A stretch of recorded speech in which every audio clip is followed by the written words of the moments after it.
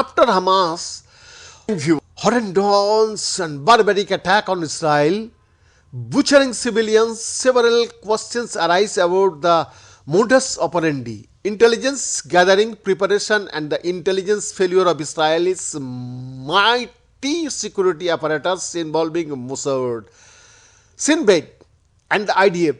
Though the brutal terror attack has taken place in Israel, its repercussion can be felt in India in the form of the massive support shown by some sections of Indian society for the Palestinian cause and the Hamas terrorist attack. Delving deeper into the causal dynamics of this reaction can be the subject matter of a detailed essay tracing its historical roots. However, for now the situation begets a question: how safe are we Indians?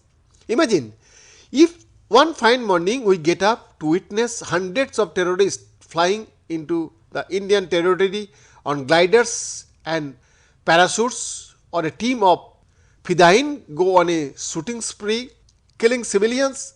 In another scenario, what if a bunch of 30 to 40 Fidain exploits themselves in crowded areas simultaneously in multiple locations, or the terrorist group decide to drop bombs on civilians from the drones? To make the situation worse, what if this is accompanied by massive stone pelting, violent protest, civil unrest, and communal riots in Kashmir and the Indian hinterland? Trained foreign terrorists infiltrating into India will act as main coordinators, masterminds, and planners. In this devastation, the disguised sleeper cells will provide timely intelligence. Violent mobs will have the police station as their first targets, from where they will run away with weapons. After the first lethal terror attack followed by communal rioting, by the time the government reacted, thousands of civilians would already have died. Finally, when the state security forces were deployed and took heavy measures including killing the rioters, the well-coordinated global anti-Indian propaganda war would have put immense pressure on India.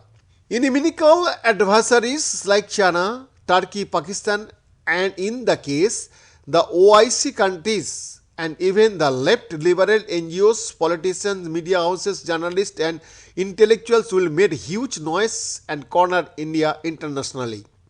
How close are we as a society and country to such a scenario? What is the likelihood of such large-scale terror attacks combined with violent protest and communal riots happening in different parts of the country? And finally, how prepared are we as a society and state to deal with such a crisis? While conducting a threat analysis like this, it is imperative to consider three factors: the mindset, intent, and capabilities of the actors. Beginning with the mindset and intent, reason that currently India is going through intense jihadi radicalization, particularly among the youth. Several NIA and Home Ministry reports have highlighted the alarming levels of radicalization. Though the phenomenon is not new, but lately with the onset of global jihad and online radicalization, it has acquired alarming proportion. As we have already mentioned in detail in the book Radicalization in India and Exploration, Pentagon 2019, various extremists like school like the Deobandis, Wahhabis, and Jamaat-e-Islami have a long history in the Indian subcontinent. India has had an extremely checkered history of Hindu-Muslim relations since the beginning of Arab invasions. Charting out the details of Hindu-Muslim frictions anonymously and riots is not the main focus of this article. However, suffice it to mention that due to communal hatred, India has already gone through one partition.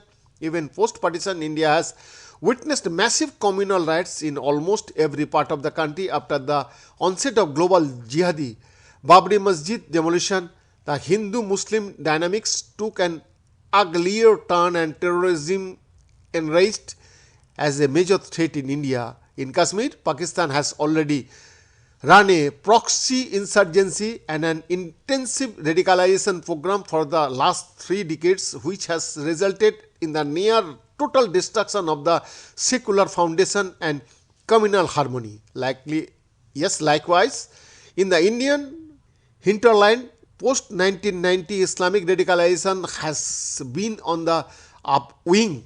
The decade of the 2000s saw a spate of bomb blast across the country.